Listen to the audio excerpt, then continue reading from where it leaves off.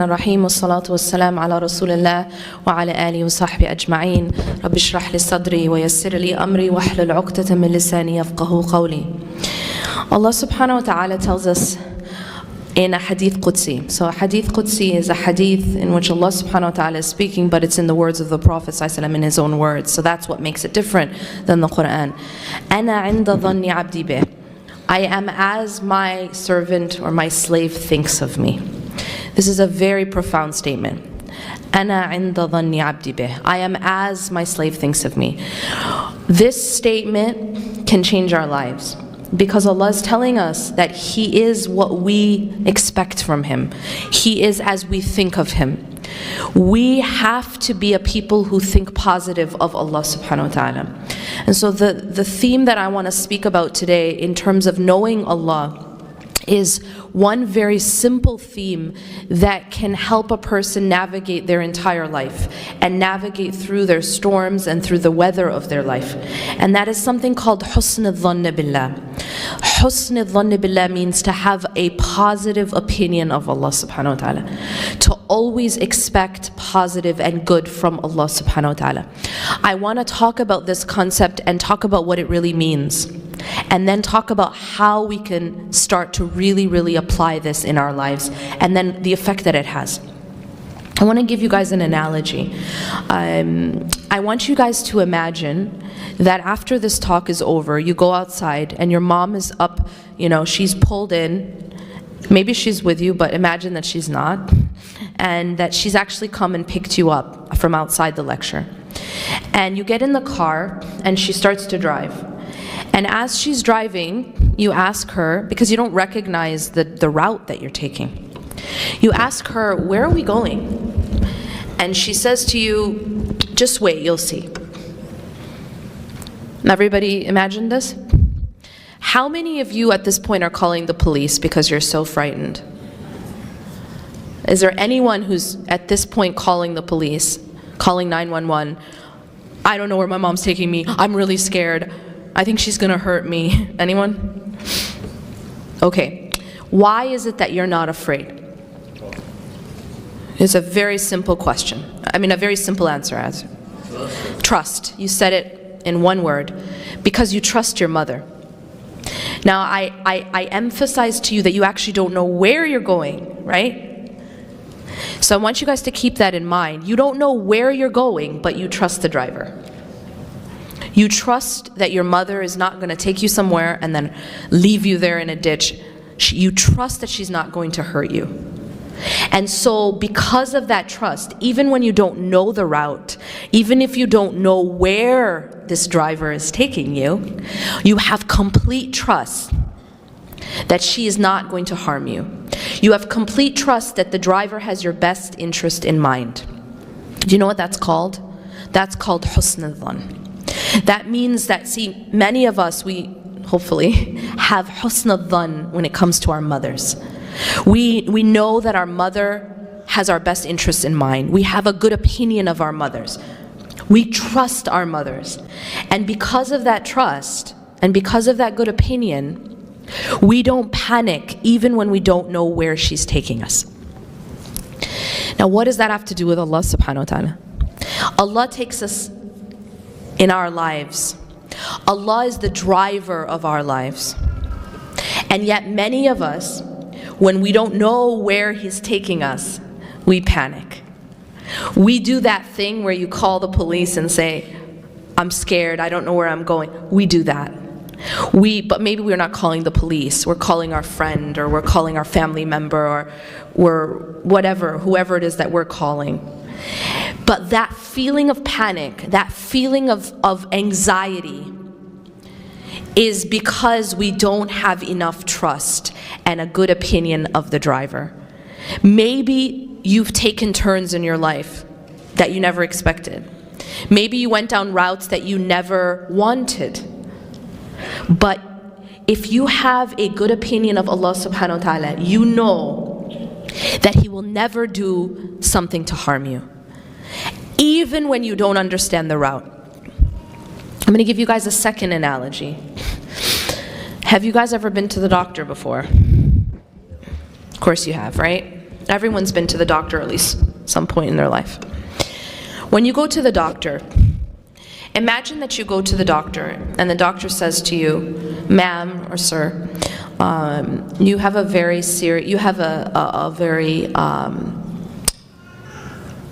serious illness and I have to operate. You have to have a surgery. Now, when the doctor tells you this, how many of you in this room are actually surgeons? Exactly, didn't really think so. So, you yourself don't know anything about surgery, right? Is there anyone in here that can do brain surgery? Raise your hand.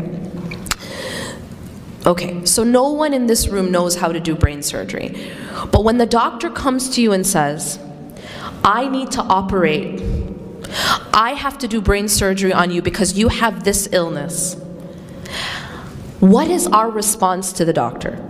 How many of you who have no experience and no knowledge of brain surgery say, actually, you can't operate on me until I understand every single procedure that you're doing? Wouldn't that be a bit arrogant? You know nothing about brain surgery. This person went to school for 12 years and has 12 years experience, and you're saying that you need to understand. You guys following? All right, let's back up. When Allah does stuff in our lives, He's operating on us, yeah? But many of us, we think that we need to understand every single motion that not a surgeon is doing, but God. Is that not arrogance? Is that not arrogance? But God, why? Right? We like that word. Why? And it's almost like, yo, God, you have to explain it to me before you're allowed to do it. That's how we act. Now, I gave you an analogy to show you how completely ridiculous and how completely arrogant it is with a human being. Okay, a human being who actually, you could have been a brain surgeon if you studied for 10 years, right? But you can't be God, and I can't be God. And yet we have this type of arrogant attitude with Allah. But Allah, I don't get it, and therefore, I don't approve. You know, it's like, I don't approve, God. I don't approve of your actions. We wouldn't dare say that to a surgeon. Allah subhanahu wa ta'ala knows what He's doing. This is what we have to realize. When you go and you study the names of Allah subhanahu wa ta'ala, you find that among His names are attributes of knowledge. Al-Alim, Al-Hakim. That Allah is the most knowing. Allah is the most wise. As-Sami', Al-Basir, right? The one who sees everything, the one who hears everything. So we're not talking now about your mother who's limited. We're not talking now about a doctor who's limited. We're talking about someone who's unlimited and who has unlimited knowledge and unlimited ability. And yet we question Him. We question Him and we put ourselves at a level where we think that we need to approve, we need to understand. But see, if I take you back to the analogy of the surgeon, when the surgeon says, this is what needs to happen, what do you say as a patient? You say, do what you need to do, I trust you. You say, do what you need to do, I trust you. And you wouldn't dare say, I have to understand first, because you know that you can't understand. Allah subhanahu wa ta'ala tells us in the Quran, عَسَىٰ أَن تَكْرَهُ شَيْئًا وَهُوَ خَيْرٌ لَكُمْ. It might be that you hate something, and it's good for you. Have you guys ever hated something before? Have you guys ever been upset about something that happened in your life? Has it ever happened? Of course it did. Allah's saying it may be that you hate something and it's good for you. How many of you have been upset about something that happened? You didn't get into the school you wanted, you didn't get the program you wanted, you didn't marry the person you wanted, you didn't, whatever it was. How many of you later on down the line found out that this was actually better for you? Has that happened to anyone? So usually, in Allah's mercy, after time, maybe not at that moment, but after time, Allah allows you to see just a little bit of how He saved you. Allah tells us this, that indeed it may be that something that you hate is good for you. وَعَسَى أَن تُحِبُّ شَيْئًا وَهُوَ شَرٌ لَكُمْ. And it might be that you love something, you really wanted something, but it's actually bad for you. وَاللَّهُ يَعْلَمُ وَأَنْتُمْ لَا تَعْلَمُونَ. Here is the point. Allah knows and you do not know. This is where we have to come back and humble ourselves and realize who Allah is and who I am. See, if I go back to the analogy of the surgeon, there's only one case where you're not going to trust the surgeon. One of two reasons you won't trust the surgeon. The first, what if you're not quite sure they went to med school? You're not quite sure. You know what I mean? There's some shak in the matter. How are you going to feel about this surgery that you're about to undergo? You're not really going to be, you're going to be panicked. You're not going to trust the doctor. Because why? You're not sure of the doctor's knowledge. But what if you know that this doctor went to med school, but you think that this doctor's just trying to get rich? That maybe they have an ulterior motive, and maybe you don't really need that surgery, but they're going to get a lot of money. Are you going to feel relaxed? Are you going to trust the doctor? So, if you don't trust that the doctor has your best interests in mind, then you're also going to be panicked. So what have we just said? There are only two reasons that you're going to be panicked in this surgery. The first is if you don't trust the knowledge of the doctor, and the second is if you don't trust the intentions of the doctor. Are you guys with me? Now let's look at Allah subhanahu wa ta'ala, and He's high above any analogy. Do you trust the knowledge of Allah? Do you think Allah has the knowledge? Ask yourself this question. Does Allah know? And the answer is, whether you have weak iman or you have strong iman, I don't think anyone can argue with the fact that Allah knows, yeah? Allah knows everything. So that's the first criteria so that we can trust. The second criteria is intention. And this is what brings me to the topic that I wanted to speak about, and that is husn al-dhann billah. Do you really believe that Allah wants good for you? Do you really deeply believe that He has your best interest in mind? Or are you afraid that maybe, just maybe, He's trying to hurt you? See, you would never think for a moment that your mom's trying to hurt you, right? But do you really believe that Allah has your best interest in mind? This is a question we have to go deep to really ask ourselves. Allah subhanahu wa ta'ala is more merciful for us. He has more mercy for us than a mother to her child. But we have no problem trusting our mother. When things happen in our lives that hurt us, our level of understanding oftentimes affects our response.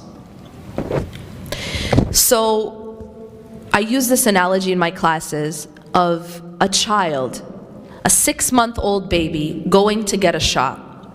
Now that shot might have medicine in it. But what is the response of the 6-month-old child to getting a shot? Has anyone ever taken a baby to get a shot? It's not pretty, right? They scream, they yell, they kick, they're angry. And how do they feel towards the doctor, the one who gave them this shot? Are they happy with the doctor, folks? I know it's early, but are they happy with the doctor? No, they're very angry. The second child I want you to imagine is a 10-year-old who goes to get a shot. Now you can sit and kind of explain it to a 10-year-old, right? You're gonna get this shot, it's gonna make you better, But I'm sorry, it's going to hurt for a moment, but it's going to heal you. It's going to make you stronger. And so what is the child who's 10's response to this shot? Well, maybe the doctor's not their best friend, but they're not going to punch the doctor either, you know? They're patient. The third example is an adult. Now, an adult has full comprehension of what is happening. The adult goes to the doctor, gets a shot, and now what's the response of the adult? Thank you, doctor. Absolute gratitude. But what about the prick? What about the pain? Do you see the difference between these three scenarios? Every single one of them had the exact same pain. Every single one of them had the exact same needle, the same experience. And yet each of them respond differently. Why? Because of their sight, their understanding. This is called basira. Basira means your ability to see, or your insight, your understanding. And so when a person, the one who had more understanding was able to respond differently. The child had no understanding beyond the pain. Many of us in our response to our life are like that child. We don't have any understanding beyond the pain, beyond the fact I didn't get what I wanted, or I lost something that I loved. It didn't work out my way, and that's all we see. And what's our response? Just like the child. Anger. Anger sometimes directed at God. Anger at Allah. How could you do this to me? How could you take this from me? How could you not give this to me? I've been asking for it for X amount of months and years. Why aren't you giving it to me? Right? Does this sound familiar at all? Why me? It's not fair. That's just like the response of the child who doesn't understand that this shot, although painful, is actually curing them. But then we talked about the 10-year-old. Now this is analogous to sabr, because sabr is the minimum of what we need to have as a believer in response to our life. And that is, even if it hurts, we do not complain against Allah.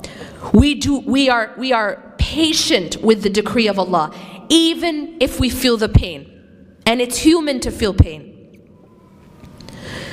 But we do not complain against the doctor. Now let me just quickly emphasize, complaining to Allah is different than complaining about Allah. Here's the difference. Complaining about Allah is, why me? It's not fair. How could you do this to me? Anger, resentment, lack of acceptance. That's a contradiction to sabr. And we have to avoid this type of response. If we have responded in this way, we have to fix it. There's always hope, by the way. I don't want anyone ever leaving this room thinking there's no hope. Oh, I messed up. You know what, I don't have patience. I'll just, I give up. No. There's always hope so long as you're alive to fix it. You're here, you're hearing it now, and you can fix it. You can ask Allah to help you to be patient. But the third example was the adult. Now I explained to you that an adult has full comprehension of what's happening. And that's why the adult can respond with the highest level response, which is called rida. Rida means to be completely content with the decision of the doctor, with the decision of Allah subhanahu wa ta'ala. Rida. But see, you can't have that type of response without having an understanding of who the doctor is and what he's doing. And when you do have that type of understanding, that's when you can respond with the highest type of response of rida, of actually thanking the doctor. There are things that happened in your life, and at the time, you wished it would stop. You wished it hadn't happened. But after time, if you go back and you look, you can say thank you to the doctor. أقول قولي هذا واستغفر الله لي ولكم إنه غفور رحيم. سبحانك الله وبحمدك أشهد أن لا إله إلا أنت أستغفرك وأتوب